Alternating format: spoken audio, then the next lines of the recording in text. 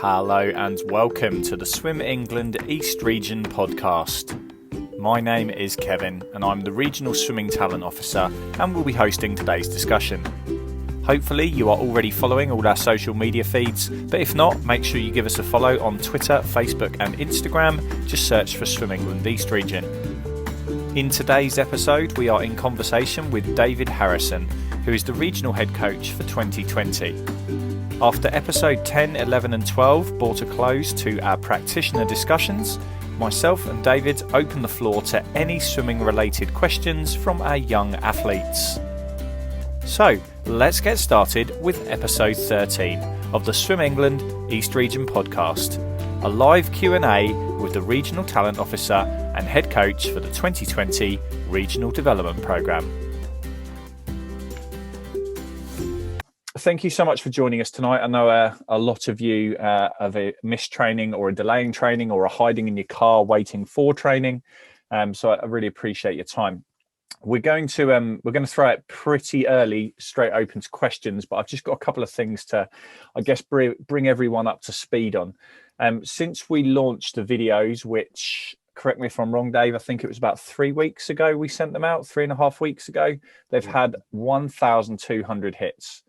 More than 1,200 hits, which is absolutely incredible. Again, if we think back to our normal camps program, we only have 36 swimmers on there, which some of you, I know your siblings have been on before, so it's fantastic. And then across our Q&As, we've had over 150 questions coming in, and most of those are from our swimmers, which again is brilliant. So thank you so much for engaging. Hopefully tonight's just as entertaining and really useful for you. I don't want anyone leaving this discussion tonight with any, hopefully, unanswered questions. I will be taking some notes, so if there's anything I need to follow up on, I will. So please make sure if you've got any questions that you ask. But it's not just me tonight. We've got the Regional Head Coach for 2020 with us. He's had a very different role this year to what we'd normally do, but I'll hand over to Dave just to introduce himself and say hello. Hi, everyone. So yeah, as Kev said, my name's Dave, or David. I don't really mind what you call me. I coach at West Suffolk, which is obviously in Suffolk. So some of you that are on poolside for the counties may recognise me from Suffolk. I've also been the lead on the Suffolk County camps. So again, I can see a lot of names from Suffolk on the call. So you may also recognise me from there. So yeah, I'm the head coach the head age group coach at West Suffolk Swimming Club. Yeah, so that's me. Fantastic. Well, I'm sure we'll be bouncing lots of ideas around over the next hour or so. I've already got questions coming in, which is fantastic. I've got a couple of polls that I've set up for you today, and I'll drop those in at the appropriate time. But we're going to get straight into questions. So the first one that's coming is, how do you do a cool down? Well, quite simply, it depends on what type of session it is that you're cooling down from. So if you're in the swimming pool, your coach will probably set your cool down. So it will be part of the session planned out. If you're doing land work, it might be a little bit different. But something I try and get across to all athletes, whether you're in the pool, whether you're on land, whether you're doing a different sport, you want to try and avoid doing an immediate stop. So even if you finish running a marathon, which might take you 5 hours, you don't just cross the line and suddenly collapse in a ball on the floor. I might, but as athletes, we try not to. And what I think is really important is that we understand we need to bring our body temperature, our heart rate back down slowly. So I think from a general kind of view, so whether it's on land training or other sports that you're doing, I'd say nice and slow and steady. So bring it down gradually. If that means going for a little bit of a walk, having a little bit of a stretch. If you're on a bike, it might be doing a little bit of slow cycling to finish off, but it's going to be different for everyone. For the pool specific cool down, we're going to hand over to Dave. Dave, what are your thoughts? All specific. Well, obviously, like you say, the cool down is effectively the opposite to the warm up. Okay, so we're trying to bring everything down in terms of heart rate. And generally just bringing the muscles back to a state close to which they were probably just after the warm-up due to the high intensity of the session. In terms of actually the warm down we get to do in the pool for training sessions, because our time is probably limited, I would say that we probably don't on the whole do enough. You get to the higher level meets, things like nationals, where they actually have warm down pools, cool down pools, and you'll see people in there sort of upwards and above 1,000 meters. Yeah, sort of warm down, cool down, just to give them time to bring everything back. So again, something we do with regards to our warm downs is some very small kind of speed burst elements within it, just to get like a rush of blood almost pumping through the muscles. Obviously, it doesn't need to be prolonged because we don't want the fatigue that goes with that, but we do want to kind of oxidize the muscles with sort of a short burst of blood pumping through them. Fantastic. Talk to your coaches. Obviously, every coach is going to be different and all your sessions are going to be different. If you've got, for example, the ability to do a post-pool stretching session on deck, then obviously that's going to be different to somebody whose swimming pool currently says that as soon as the session finishes, you need to put a towel around you and go straight and get in the car. So it's going to be different for everybody, but there isn't a one size fits all. And also some competitions you have got a pool, as Dave has said, but then in other pools you might not have. So it's good to know the principles behind a cool down, and then you can adapt it depending on what your situation is. Okay, we've got a question about selection for regional talent programs. A great question. Now, this is going to be different, and I think it will probably be different for the next year or so, because usually we work off the previous 6 months, 12 months results. Maybe it's rankings, maybe it's the regional championships, but by the time we get to Christmas, we're going to have had nearly a year where there's not been any major competitions other than the counties that took place right at the start of the year. So it's going to be different perhaps at the start of next year, because we're not going to have those competitions to go on. So hopefully, from what you've all noticed here, we are trying to do support, if you like, for athletes and parents to be as digital and as open as possible. So a lot of the resources we're putting out are on the podcast, they're on YouTube, whatever it is. Now, we obviously take guidance from the national team, because the counties work with the regions, work with the national team, kind of collaboratively, and we're still looking at next year and we can't really plan ahead. But what I would say is that the resources that we offer are not closed. So everything that you've seen, the discussions we've had on these Q&As, it's all on YouTube, it's on our podcast, all the links are on there for anyone to access. So actually there's a lot of information out there as swimmers that you can access, but you do have to look for it. Okay, so I think if there's anything specific in terms of development or supporting athletes or parents, please get in touch, because we can always look to create more resources. But actually, in terms of the camp program, it's kind of changed so much in the last 6 months, and will probably be the same for a little while. But actually, it's just a case of sharing information and how can you access that. So again, kind of what I said at the start there, making sure you signed up to all our social media platforms, make sure you're subscribed to our YouTube channel, so that as soon as new content's put on there, you know about it. Because very often, sometimes we put stuff out and people go, well, I didn't know. And I said, well, are you subscribed to the channel? And they say, no, I'm not. And I said, well, that's what you need to do first. So big takeaway there for selection on events and accessing information is going for that. Anything to add to that, Dave? Just going back to the actual question was regarding how the selections are made.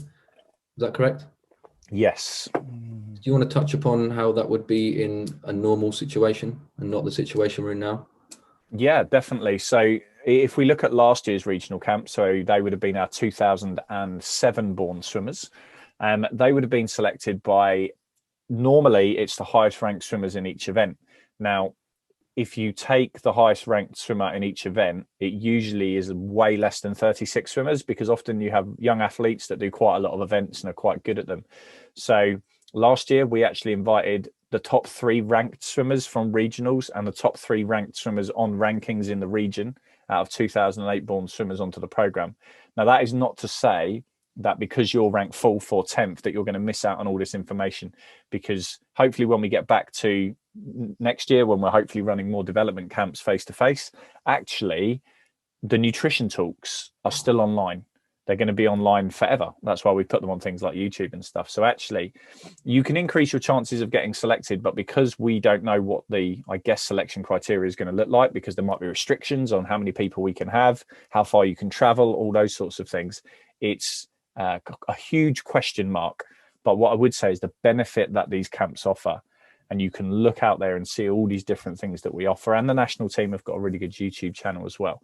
So I hope that kind of answers your question. But I say we're kind of in an unknown at the moment because we don't know how long we're going to be delivering like this for.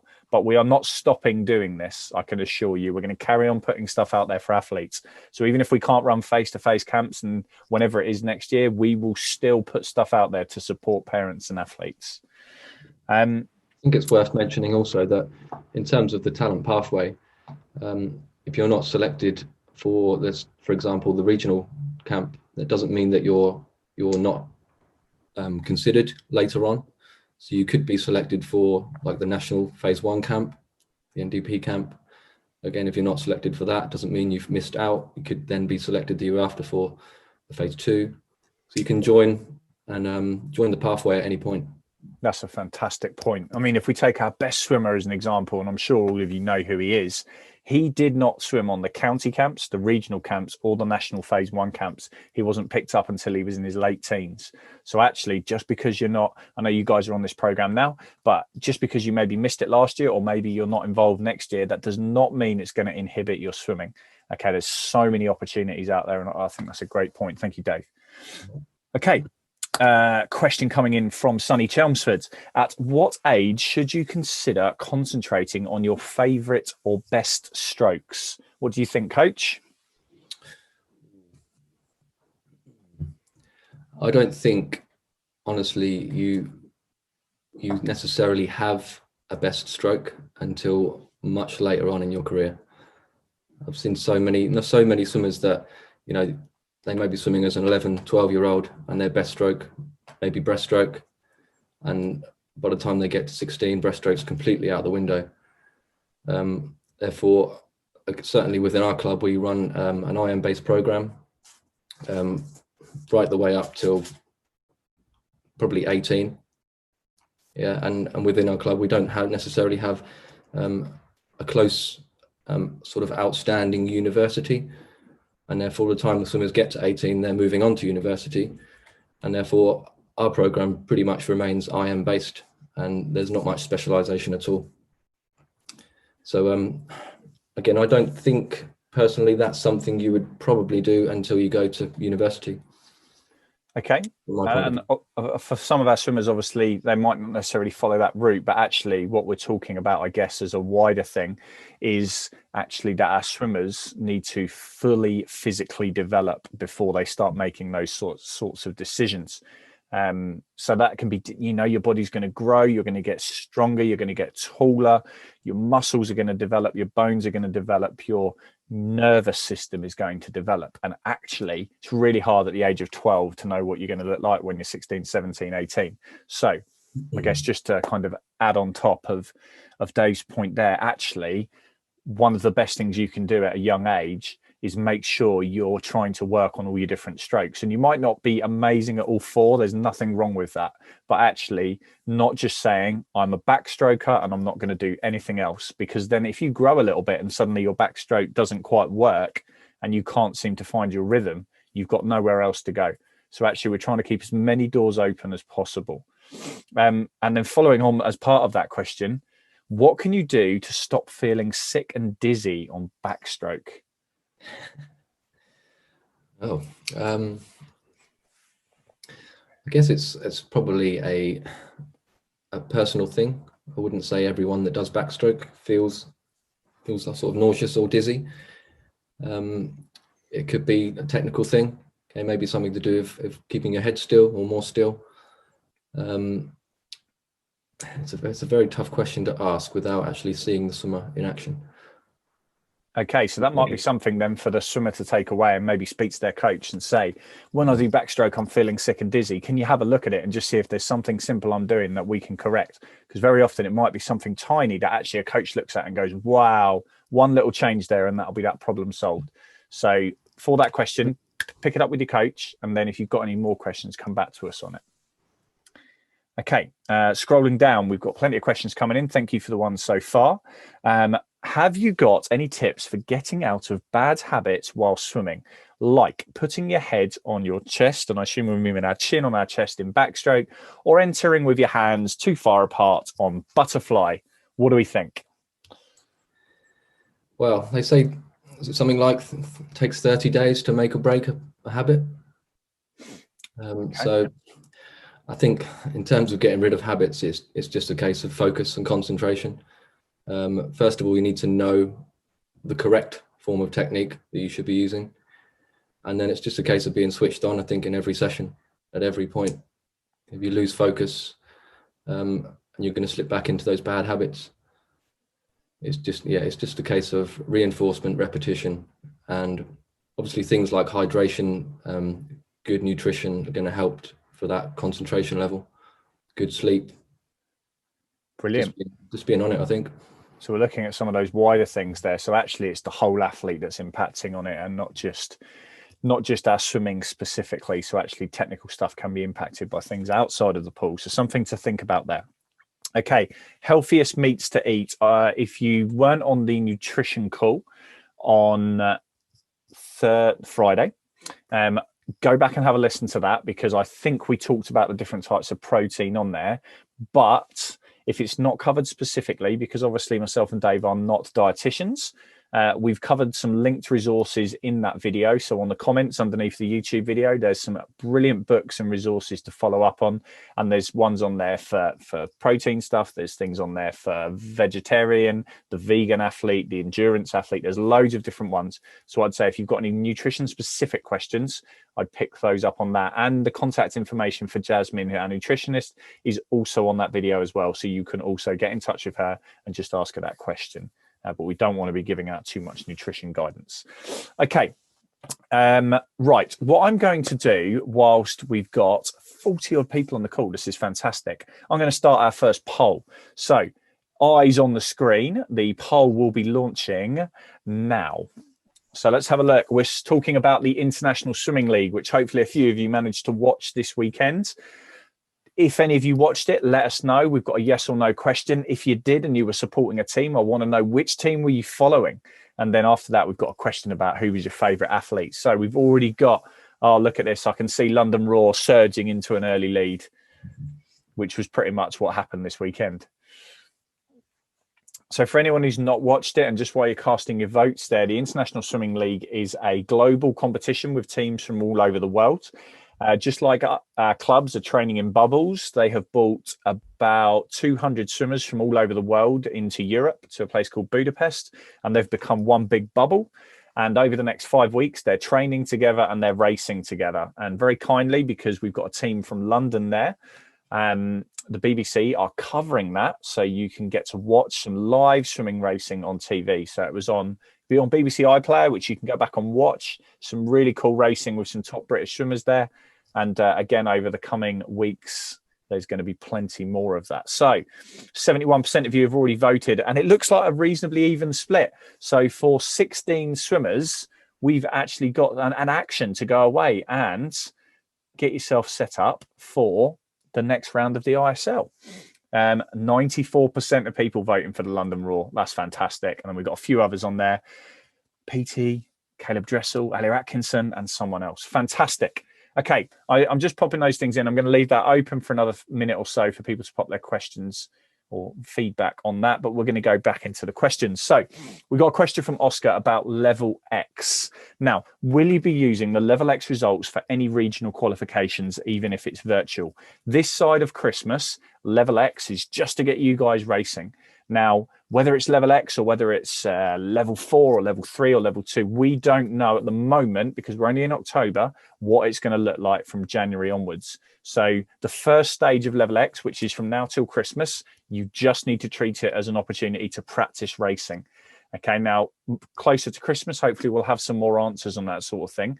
But what we will say is that whatever competitions run next year, the qualification for them is going to be even for everybody. So we will make sure that however we do it, it's fairly applied across all 6 counties, and also that it goes back far enough. So if there aren't any competitions in January, for example, we go all the way back to January last year where there were some competitions. So again, it's just something to think about perhaps over the coming weeks. Don't worry too much about what's going on next year.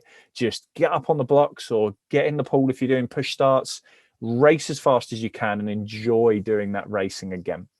Yeah, just on that, Kev, just a question in the text box, just saying what is level X? So obviously some people that haven't heard of it yet. Okay, so level X is just a slightly different form of swimming license. So all competitions are run on a license, which is provided by the governing body.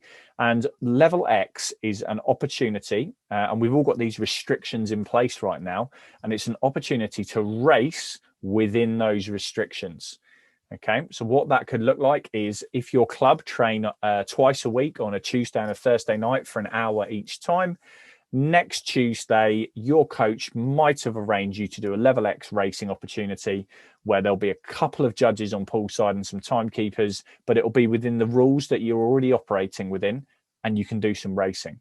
So again, it's, at the moment, it's still in its early stages, but something for everyone to inquire about, find out a little bit more about. I spoke to a big group of coaches at lunchtime today, which was really, really helpful. And there are quite a few clubs doing it, but it doesn't go live in terms of real big racing until November. So something to go away and have a look at. But there's some great stuff out there on the Swim England Instagram and the YouTube channel and that sort of thing. So have a look at that. Okay, I'm going to close that first poll. Looks like London ran away for miles, but definitely a big split of people. I've got 18 people on there who have not watched the ISL. So head over to iPlayer when you're off the call tonight. If it's not past your bedtime, get on the ISL from this weekend and watch match 2, which was London racing. Okay. Okay, we've got a lovely question that's come in here from Newmarket. My goal is to one day swim at the Olympics. What can I do now to increase the chance of that? What do you think, Coach? Obviously, that is a long-term goal. Okay, quite a very long-term goal, which is great. It's an excellent goal to have. But again, now it's about what are the processes you've got to go through to get to that goal. So first of all, I would suggest setting some sort of more kind of, in terms of a long-term goal, maybe a goal for this time next year. I would set a goal for this time or 6 months time. And I would set 3 or 4 short-term goals. Okay, you need to speak to your coach, first of all. Find out what are the things that you need to be working on day in, day out. Okay, these are what we call process goals in order to achieve your goal for 6 months' time. Okay, so let's say in 6 months' time, your goal is to, where are we going to be in 6 months? Potentially, if things improve, potentially maybe like regionals.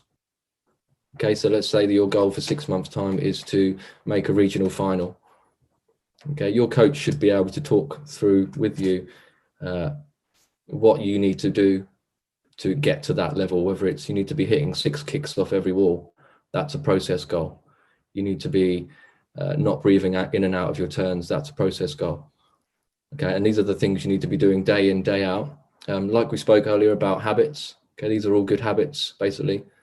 But process goals, which collectively will amount to you getting closer to your midterm goal. Awesome. Okay, and then it just spirals from there, basically. Yeah, and I think what's really good, and if we take West Suffolk as an example, where Dave coaches, they've produced international swimmers previously. And I think if you talk to any international level athlete, not just in swimming, but in many sports, you'll find that actually there was lots of little things they did when they were younger that kind of laid the foundation. So they thought about their nutrition, they were thinking about their stretching, they were thinking about their sleep. So it wasn't just a case of they just got faster in the pool and that was it. There were so many other things, and also their attributes as a person. And what I mean by that, and I know Helen talks a little bit about that in the psychology talk, is actually how we approach things with our minds. So are we seeing the next 6 months as doom and gloom, disaster, and I can't race? Or are we seeing it as an amazing opportunity to improve our nutrition, to improve our psychology, to improve our technical skills? Because in 5 years' time or 10 years' time, or whenever hopefully you achieve your goal, the things you do now have a ripple effect that will hopefully serve you in good stead further down the line. So a lot of things to think about now will help. But it's not just, can I swim faster? There's so many different aspects to it. And also, given this situation we're in, there's not many opportunities in life and in sport itself to kind of hit that reset button. Okay, which is what you guys have had. You've had 3-4 months out of the pool. You're coming in fresh. Okay, and it's a chance to hit that reset button and make sure that, as I said, you're doing your underwater kicks and you're creating these good habits to build upon. Fantastic. One of the other things as well, and it's changed generationally.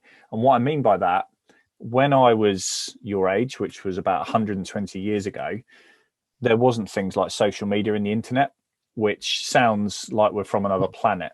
But what I'd love to get across to all the young athletes out there is, if you want to know what the best athletes in the world do, you can find it. You can go on YouTube, you can go on social medias and follow these athletes, and some of them are very active. If you think of someone like Cody Miller, who I know a lot of swimmers do follow, he posts up what he does in training, what he has for breakfast, what he has for lunch. And I'm not necessarily saying you need to be copying all these sorts of things, but the level of insight that you might be able to get into these athletes' life is much more than when we were younger. When I was growing up at school, I went to a sports college where football was the main sport. Now, there was no way I could follow what David Beckham, who was the best footballer at that time, was doing in his day-to-day life and day-to-day training. Whereas in the modern day world, you guys can do that. So again, using all the different channels that are out there. And I'd say for the parents out there that haven't listened to it yet, the talk we did with Adam Peaty's mum that was linked in the original letter. Again, if you've not listened to that, I'd highly recommend going back. It's about half an hour long. And she just tells you from an honest parent's point of view what it was like with Adam as a young athlete that helped him on his journey. So it's just something to think about. Right, straight into the pool with a question here. How do you prevent cramps when swimming? What do we think? There isn't a huge amount of scientific evidence to support why we get cramp. Okay, but I know one thing that kind of has been alluded to, or I don't know if it's been necessarily proven, but it's often due to poor hydration and a lack of possibly sodium and potassium in the blood. So one thing, I used to play football and I used to suffer from cramps quite a lot. So one thing I used to do was obviously eat a banana before game and at halftime, just to get potassium levels in, and just anything I could do really stay hydrated. That's pretty much the key to it. It's just something that comes on as a byproduct of your energy production. It's kind of the lactate accumulating in the muscles, and it causes the contraction and not release, basically. So the muscle contracts and doesn't release, and it's very painful. One of the other things, and obviously, or you may not know, but Dave's got a very, very good background in strength and conditioning. And we talked last week about the level of importance of doing a proper warm up, and whether that's in the pool, whether that's at home, whether that's just the clothes that you're wearing to training. So, for example, it's starting to get quite cold now. So turning up in shorts and t-shirt is probably not the best way to keep heat in your muscles. Whereas actually turning up in your tracksuits with a proper coat on and a woolly hat, you're much more likely to maintain your muscle temperature, which again can impact. And again, it's arguably whether there's a huge amount of science behind it, but actually a combination of lack of hydration, lack of salts in the bloodstream, and then cold muscles combined often is what causes cramp, which is why swimmers, especially getting in a cold pool, can come on quite quickly. So I hope that helps. Right, let's have a look through what is level X. We've covered that one. Goal about the Olympics, fantastic. Right, does our coach organise our results? Yes, your coaches and your committees will be picking up level X. So if you've not heard anything about it, get in touch and see what's going on. Now, I think it's really important to say to everybody on the call here, all our clubs are in different places right now. Some are not even swimming. Some are doing a little bit of swimming, but it's getting spread around the whole club. Some are back in a little bit more. There is a huge range of what swimming clubs are doing at the moment. So just be mindful of that, more so for parents when you're asking the coach. If you're only back in 1 hour a week, is it likely they're going to use that whole session to try and get in some time trial racing? Probably not right now. They're probably still trying to get more pool time for you. So just being mindful of those sorts of things, because level X obviously requires pool space to run. So just something for people to think about. Okay, scrolling down, plenty more questions coming in here. When swimming is not possible due to the pandemic, what other activities as a 12-year-old should you do to keep yourself fit? Is there an activity that is most akin to swimming, so to speak? Now, I'm going to defer to the S&C expert, but also because I know you guys did a lot for your club during lockdown. I wouldn't by no means call myself an expert. Again, I don't know what you do within your own clubs in terms of land work or the poolside warm-ups, but a lot of our stuff is just based around that. It wasn't anything complicated. It was basically running through extended periods of the RMAP landworm work. So raising temperature, we would do, things like running on the spot or star jumps or sprinting on the spot. It might be like mountain climbers. Again, if you're not familiar with these exercises, they're all things you can probably go online and just research anything to raise your temperature. If you've got the space, things like running, cycling, all things you can do, which are pretty good. There's nothing actually like swimming. Okay, even like cycling is rotating your legs, whereas swimming's more rotating arms. So you can't actually do much which is like swimming, but there's plenty you can do to maintain your fitness and your cardio levels. A lot of the other things we did were kind of core exercises. Again, they might be very, very basic kind of press ups. Again, and you can go online and see different progressions of press ups, make them easier, make them harder. What else did we do? Things like sit ups. I mean, I could name a lot of different exercises, but some of them you might not know what they are. I mean, how would you elaborate on that, Kev?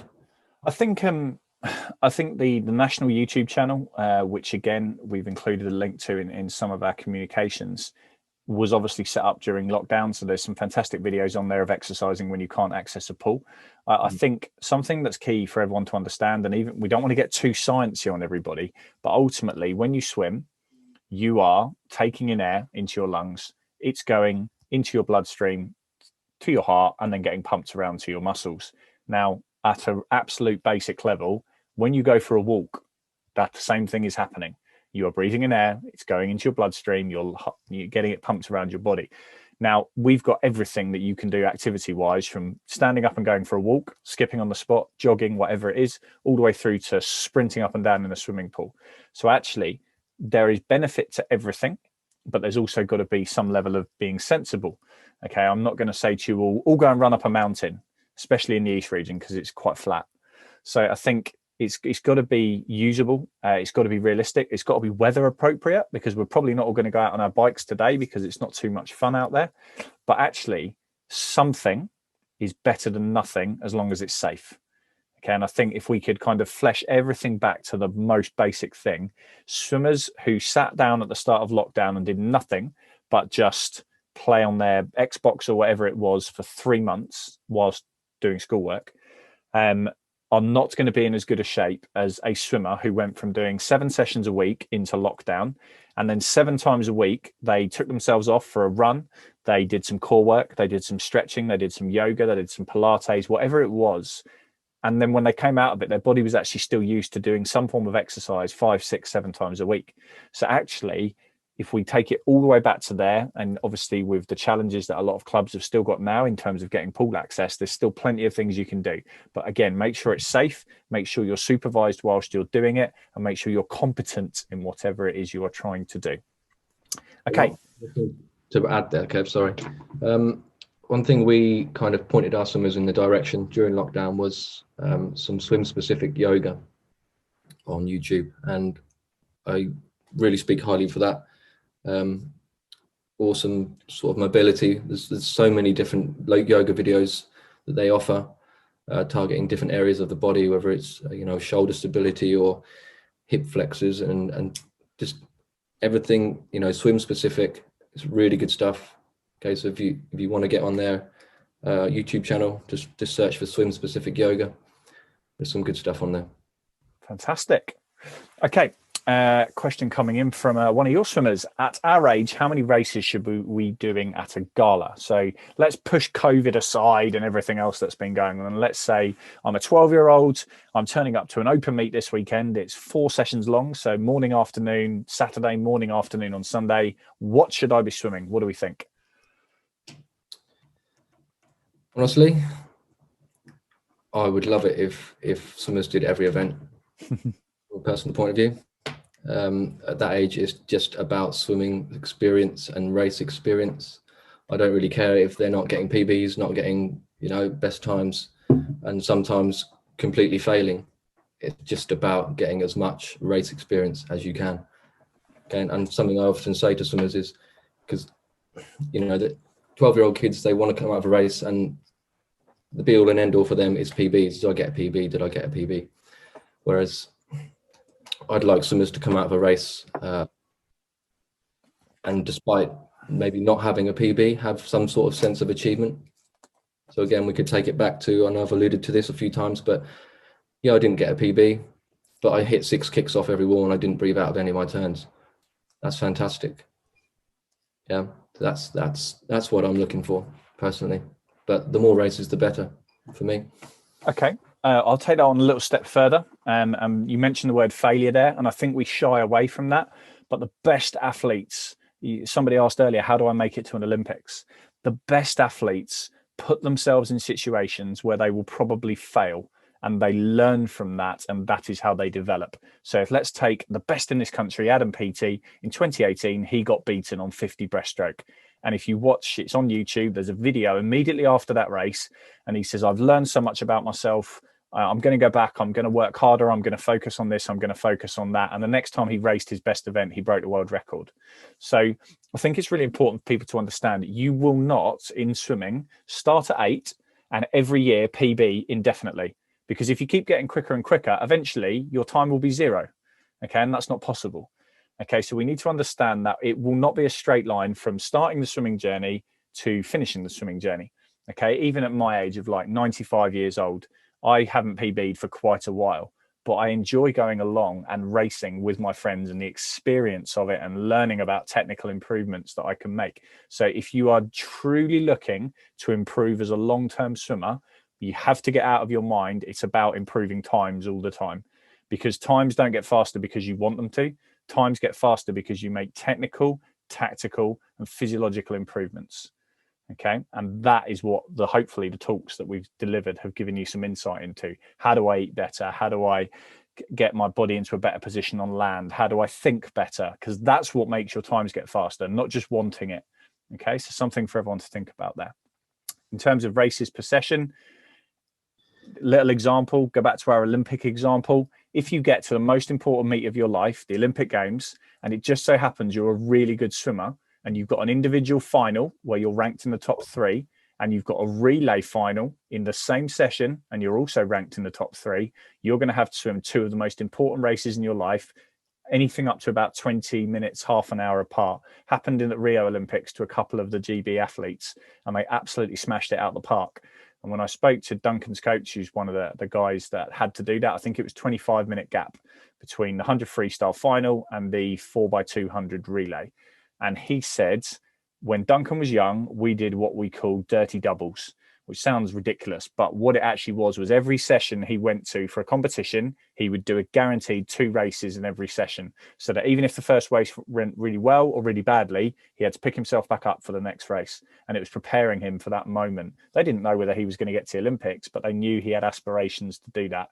And I promise you, if you want to get to the top in any level, sport or in life, you have to become comfortable with not achieving perfect results every single time, because that's sadly not how sport works. Okay, That was a long answer that time. Sorry, guys, for waffling on there. Right, we've got some swimming technical questions coming in. We've got 4 of them back to back. So we're going straight to the coach on this one. I've got very poor kick, and I've tried everything I can. And over lockdown, I started running, but it hasn't helped my kick. Any suggestions? I think you'd probably have to go into the technique of the kick, possibly. Look at sort of ankle flexibility. Running doesn't always go hand in hand with great ankle flexibility. So maybe look at things you can do at home to improve that. Again, it might be, things such as yoga. I'm sure there'd be yoga videos which can improve that ankle flexibility. It might be that you need to improve your hip mobility, okay, your ability to move your hips more freely in the water, more relaxed, because essentially that's where the speed comes from. It's applying strength but being relaxed at the same time. Okay, so we definitely covered some mobility stuff within the presentations for S&C, and I've sent all those slides out now, so hopefully everyone's got them. So thinking about ankle flexibility when we're talking about kick, but we're also talking about your hip flexibility. So we're looking at what your glutes are doing, what your hip flexors are doing, those sorts of things. And again, those things are included in the land work. So try that. And again, you're only 12 or maybe even 11. So actually, you're going to get stronger. You're going to grow and develop. So if your kick's not great at 12, that's okay. That's something to work on. No one is the complete article at 12 years old. So actually, again, it's something to focus on. If you're doing 3 sessions a week, for those 3 sessions, I'm really going to focus on my kick. Okay, you've got a process goal to focus on in training that hopefully longer term will improve. Okay, next question. I have a bad habit where I don't get my chin down on my dive. I just zone out when I go. I just zone out when I hear go, and I let go and I don't think. It really annoys me. How can I get out of this habit? So I think we're talking about a raised head on a dive. Yeah. Good question. Again, very, very hard to give you an answer without being able to see that dive from a personal point of view. Maybe question why you're zoning out on the signal to go. It's obviously a very important element of the race, and you need to be fully switched on as you hear that starting signal. And it's probably, the point of the race where you need to be most on it for that reaction. Techniques to improve it. Should we think, I guess, again, let's go back to the ISL guys, because we know you guys all watch YouTube.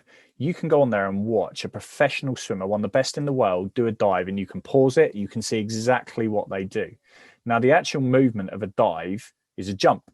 You do it horizontally and you go head first, but it's a jump. You bend your legs and you push. So actually, you can do that at home.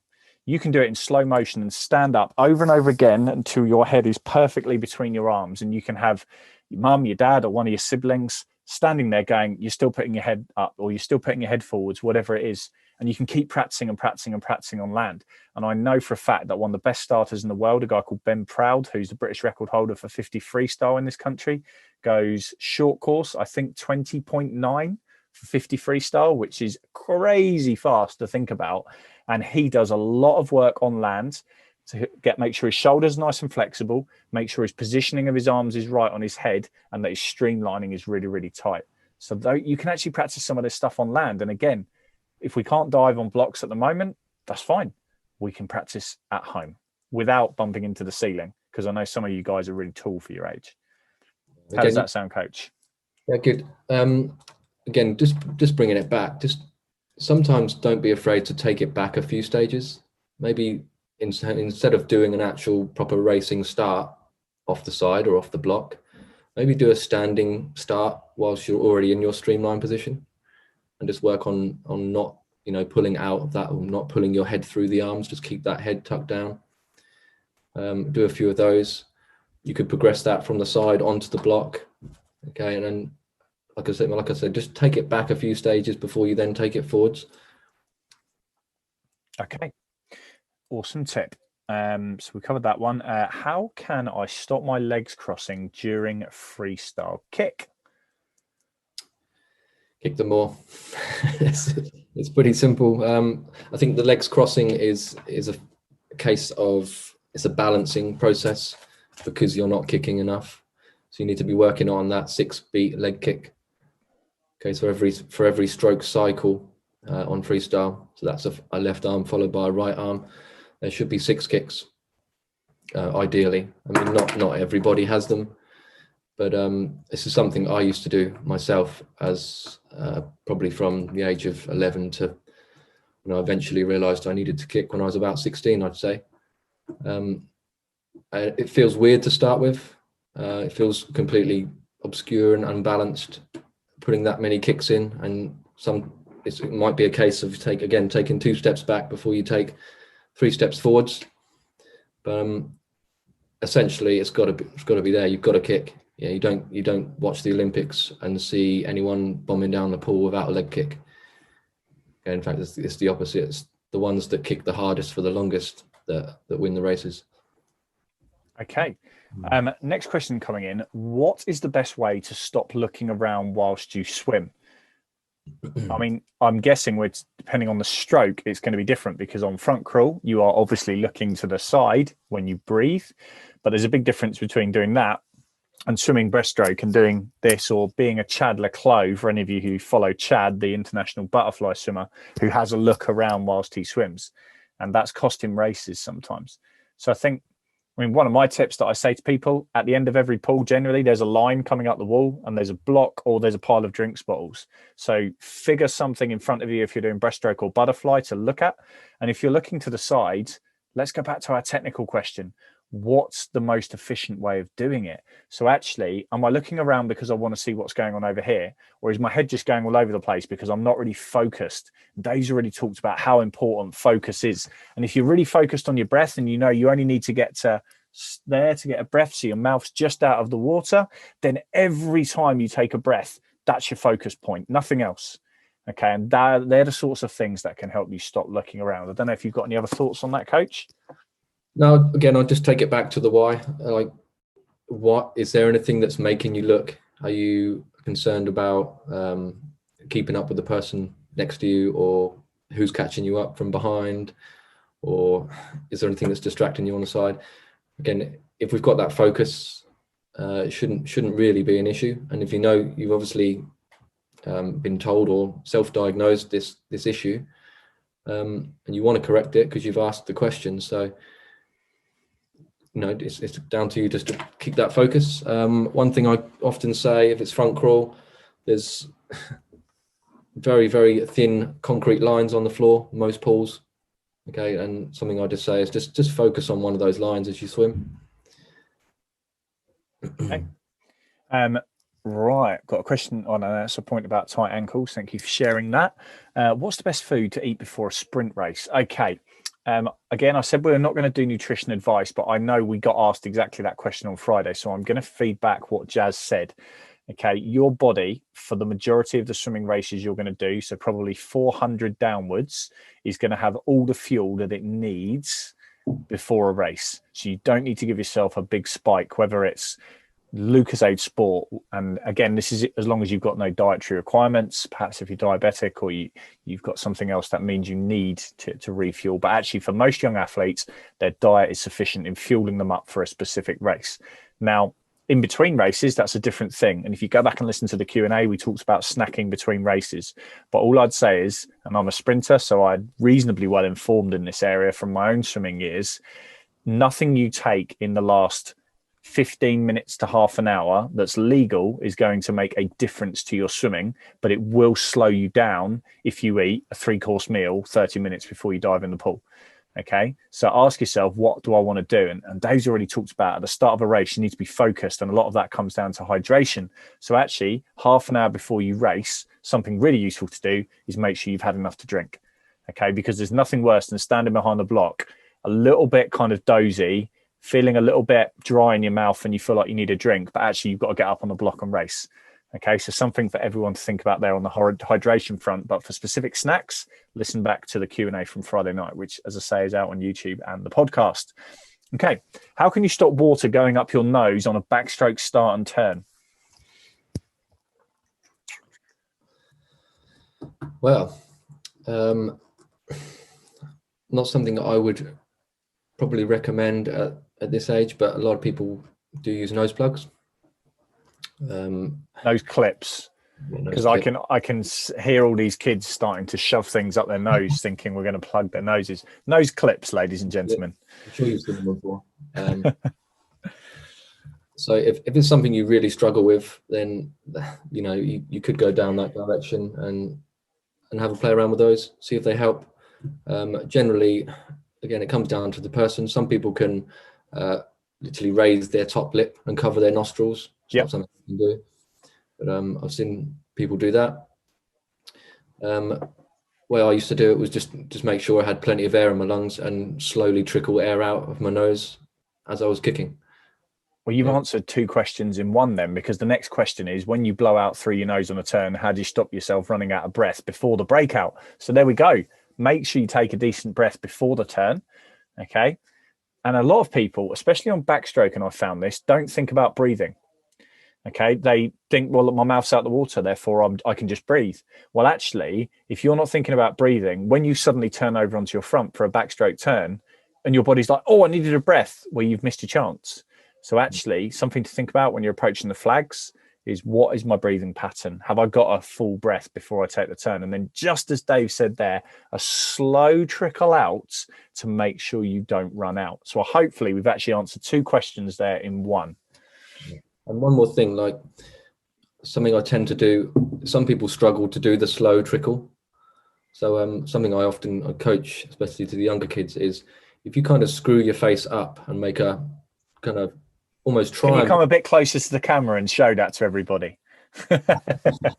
So you kind of screw your face up and try and put that top lip on to your nose. You kind of close that sort of nasal cavity, so the air will naturally come out slower. Okay, awesome. And then we've got a couple of questions here about drag shorts. Now, I think at a young age, it's going to be different. Every coach has probably got their own opinion on it. I think standard swimsuits do the job.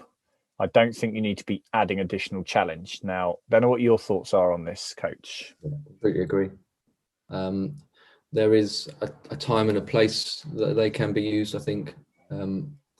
But for most sessions, certainly at this age, we're looking at skills.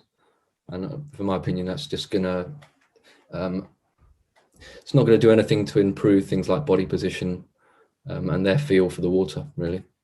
Someone's actually asked, what are drag shorts? So what we're talking about is potentially like these kind of half-length shorts. So they don't come to your knees. They're kind of like halfway down. They're a little bit looser, and they're designed really to create drag and slow you down, which should make you work harder.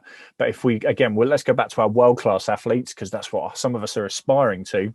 Even those guys, don't see a huge amount of them wearing drag shorts. They might be doing a resistance set where they get parachutes out, or they get sponges out, or they get some cables out and do some bungee work. But again, that's something you add further down the line. At a young age, it's all about great technique, great body position, and making sure you're not doing things that are going to ruin that. So something to think for people. Again, every coach is going to be different on it, but recommendation from us too is that you don't need them, certainly at your age.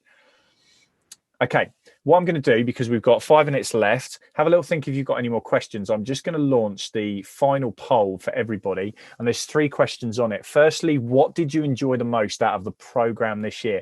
Now, this is for the swimmers, because I'm going to send a survey out to the parents next week. The second thing is, would you like to see more opportunities like this in the future? And then the final part, have these Q&A sessions been useful? Because we're thinking we might do some more of them after Christmas. So it's a chance for the swimmers to feed in here. Already half of you have fed in. This is brilliant. Keep them coming in. I'm going to give you 30 seconds because there's not too many questions on there to go through. So the first one, which of the sessions did you find useful, or did you find all of them useful? The second one, would you like to see more of these in the future? And then the final part, were the Q&A sessions useful? Q&A is question and answer. Okay, 8 people left to vote. The time is ticking. Come on, people, get those last few votes in. 6 more to go. Hopefully, I know some people are probably dialing in on their phone, so may not actually be able to vote, but that's fantastic. So we've got 100% yes, so we will carry on running these, which is good. Nice to see that people are coming in with a range of different answers on that. And then the bottom one about the Q&A sessions. Only one person didn't think they'd be useful. Hopefully we'll get the feedback out of them next week as to why. Right, you guys have 4 more minutes. So any questions at all you've got swimming related, now is the chance to put them in the chat box. Okay, anything at all, now is your chance. And while we've got a few minutes left, if any of the parents want to add a question on there for us to answer, we will do our best. But we've only got a few minutes left, so please make the most of this opportunity. We probably won't be doing any more of these this side of Christmas, but we are looking at doing some more next year, which based on the feedback, I think we're going to definitely be doing. Okay, we still have no questions come. Oh, no. Oh, is there an easy way to modify training for injuries? My thoughts initially from a swimming point of view, 100%. But it needs to be in line with what the person who's treating you, whether that's your doctor or your physio, and then your coach says is appropriate. What would you add to that, Dave? Yeah, again, it depends on the injury completely.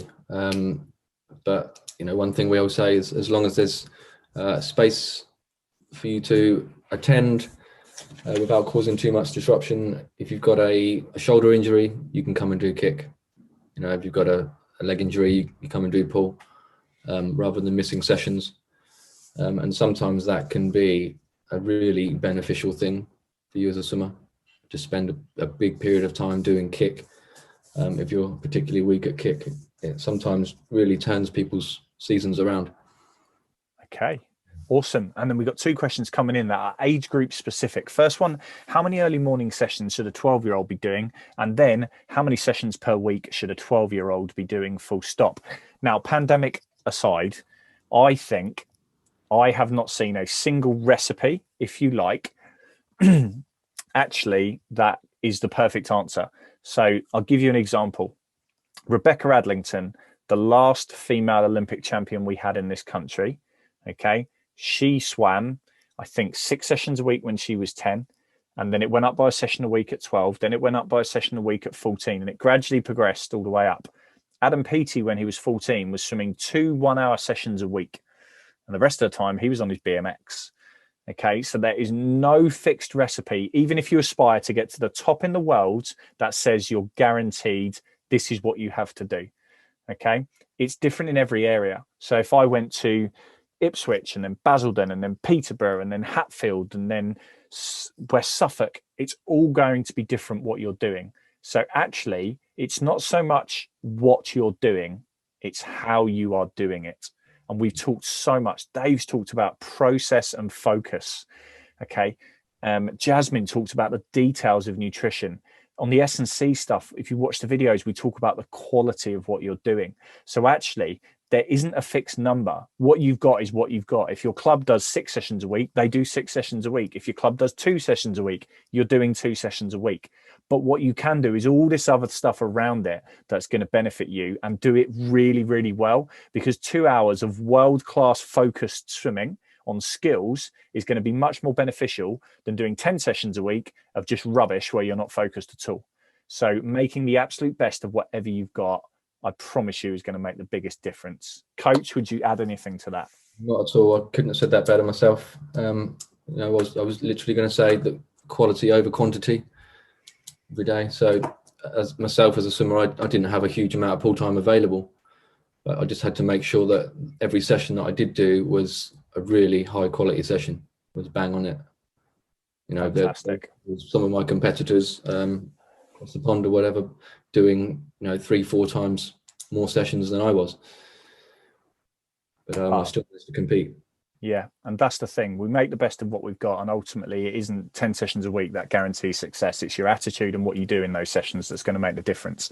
Final question that's come in there. Are these Zoom meetings we've been doing on YouTube? The ones from last week are. Tonight's one I'm going to have to edit, and then I will hopefully get that up on YouTube by the end of the week, and I will send out a final summary email to everyone who's attended these calls, who's voted, who's wrote in questions, who's commented. And this is a real shout out for everyone. Please make sure, if you're on social media, share the talks on your platforms, comment when we post them up on what you thought was useful. And please, when we send out the survey next week, send in some responses, because as you've seen, this is the first year we've done anything like this, but we are more than happy to do different things like this again. But we need your feedback to make sure that it's fit for purpose, it's helping you guys, and it's really, really useful. But the last thing I would say to everyone out there is I have never seen this level of engagement from a group of 12-year-old swimmers. So I can say it on Dave's behalf, but he's going to say it as well. We are so impressed with the range of questions, your engagement in what we're doing, and the amount of people that have taken this up. It's absolutely brilliant. So we cannot say well done enough. I don't know if you want to add anything to that, Coach. To be honest, based on the polls, I would just go one step further and say thanks to you, Kev.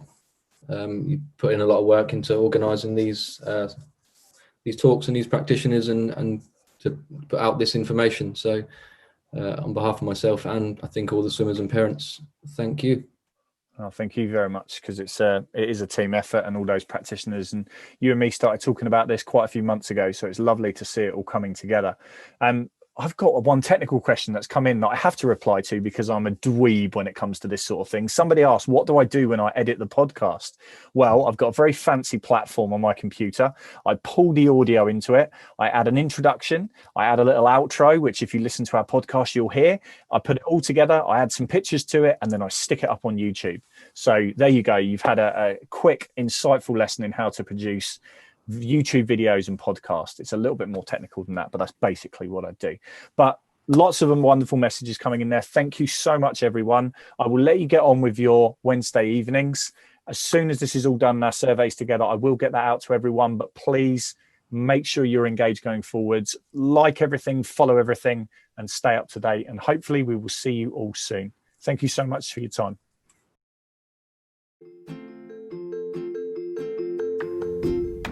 Thanks again to David there for some great insights, and to our awesome swimmers for some great questions, and also some really interesting poll results. It's really cool to see so many of our swimmers engaged and following what's going on in the International Swimming League, especially as it's only in its second season. This podcast episode concludes our 2020 development programme, and what a programme it's been. A completely new format, many more athletes than usual, and some incredible engagement. We've had some great guests sharing their insights with nutritionists, psychologists, S&C coaches, swimming coaches, and even swimming parents. Please make sure you're subscribed to our various channels and social media feeds to stay up to date as more resources go live. Hopefully you enjoyed today's discussion and will join us again soon for the Swim England East Region podcast.